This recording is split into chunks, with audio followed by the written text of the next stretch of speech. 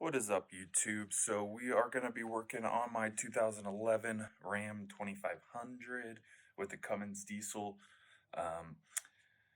Got the check engine light on, throwing a couple injector codes. So we're going to get those all switched out and see how that works and show you guys how to do it.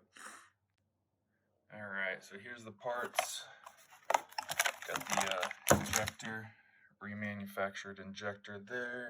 Got this one, I've already looked at him, made sure he was the right one. Got some feeder tubes. Got the gaskets. And here she is.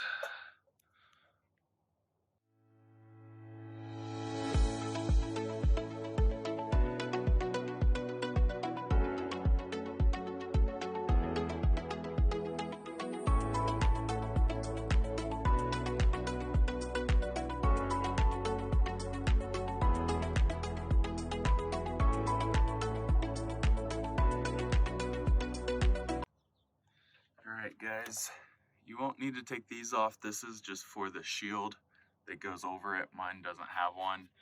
And then you saw me struggling. This guy broke off. Looks like prior to me getting a hold of it. Looks like this one's cracked as well. So it looks like we got a little bit of damage there, but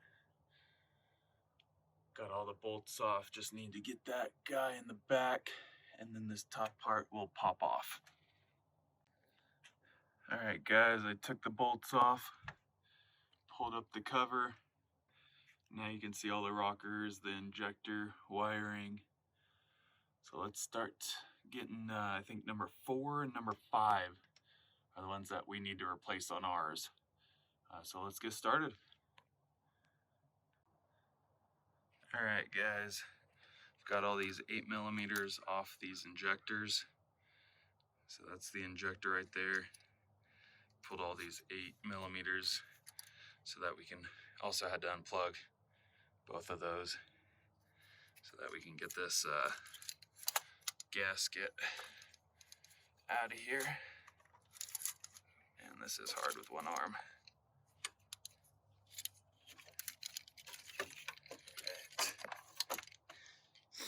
As you can see,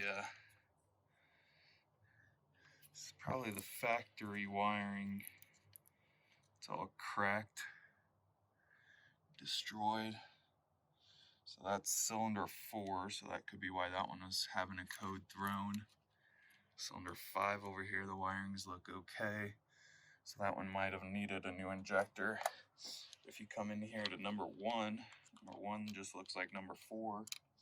So we're gonna get this all replaced, get 2 new injectors in there just to be on the safe side. Hopefully we'll be good to go.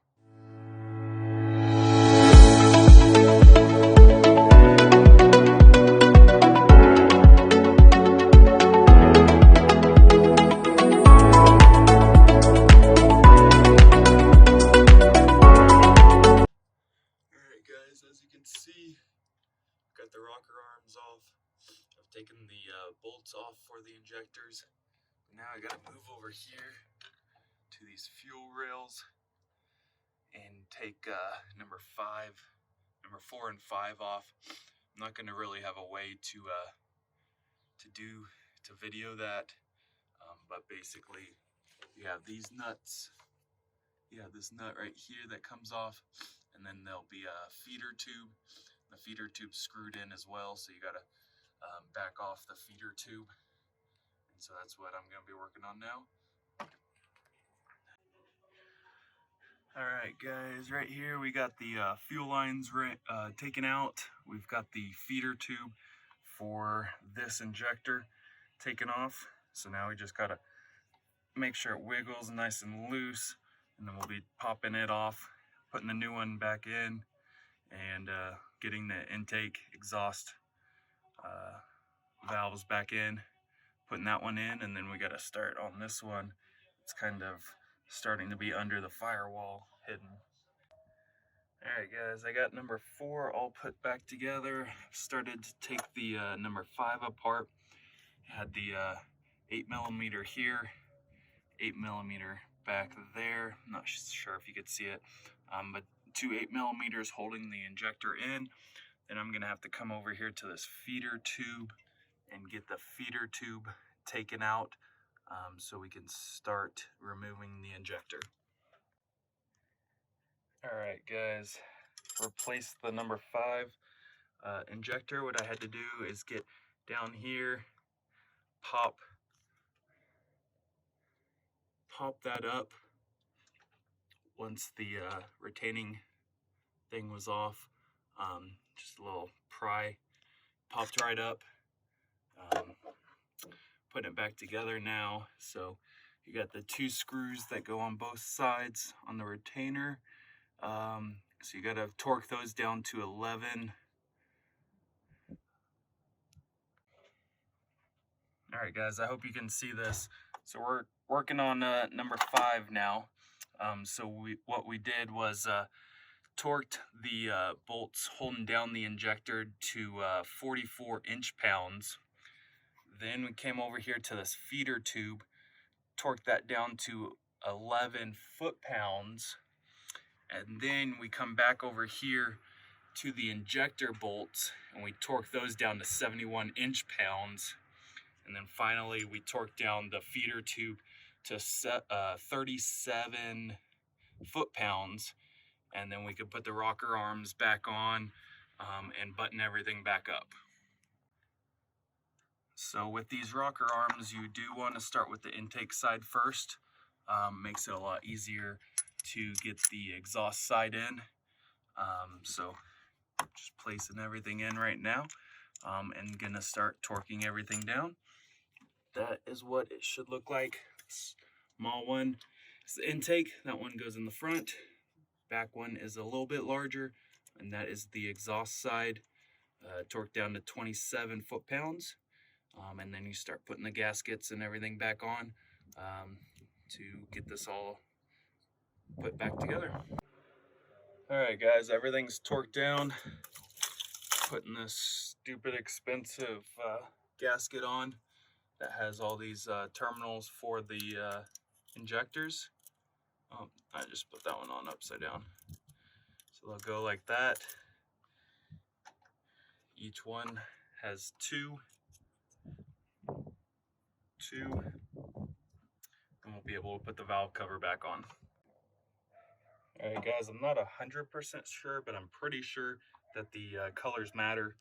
So we got yellow, orange, go to cylinder number 2, red. Is that like a brown? Sorry, red, and then a brown. Cylinder number 3, we got blue, and then green. Cylinder number 4, we got yellow and orange. Then back here, cylinder 5 is red and brown. And way back here, cylinder 6, we got blue up front and then green out back is how my truck was set up previously. And I'm pretty sure it's still the factory wiring and everything. Comments below if any of these wires look backwards, but that is how my truck was set up previously, and I'm pretty sure that's how it needs to go. So yeah, we'll get those all tightened down. 8mm socket,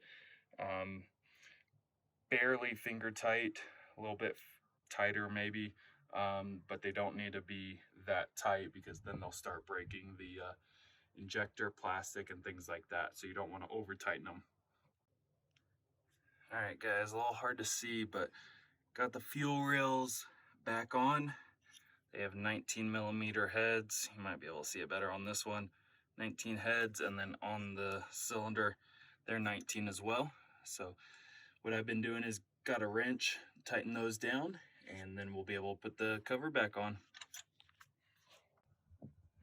All right, guys, I've got everything buttoned up over here on the fuel rails. So now we're gonna get this intake or valve cover installed in the vehicle.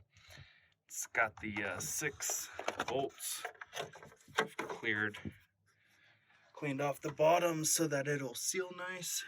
So let's get this all put on there. We got the 2 right here up front, 2 back there in the middle, and 2 very back there in the very back. These 10 millimeters. So here we go. All right, guys, now that I've got these two, and then 2 in the back all tightened down, now there's some clips over here, some lines that just need to be ran. I've taken a couple extra plugs off to try and make the video more accessible and everything. So I'm gonna hook all those up, and then we'll get this top piece on, and then the truck should start right up. All right, now that that's back on, you just got to put the final cover back on, wrap up the whole thing. Obviously, between the gaskets, I cleaned them again off camera. So now it's just time to tighten all those down. I might actually pull this off and tighten it down without that one, since I did break the plastic. Alright guys, we got this battery terminal on. We've got the cover all on. Everything's put back together. Got this battery terminal on. So let's make sure that truck starts up.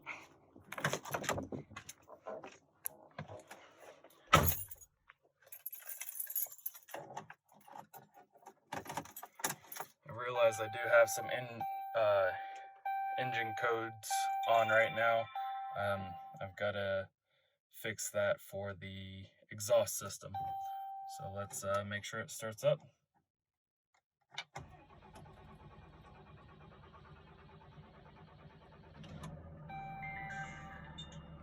Took a little bit, but looks like it just needed to get a little bit of diesel in those lines. Truck's not shaking at all.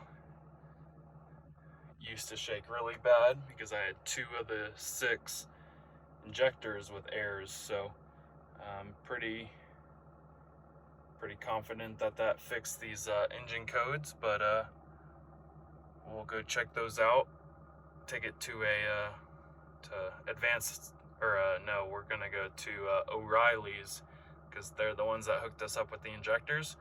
So we'll check them out, make sure the injector code's turned off, and then we'll start working on the exhaust. Still looking for a couple parts on it. It's a 2011 Ram 2500 with the Cummins. Right now it currently has a 2014 exhaust system on it, so apparently they're a little bit different, so it's still throwing the exhaust codes and everything. So trying to get that all worked out, and apparently I need some more gas but we'll get that all squared away hopefully in the next set of videos.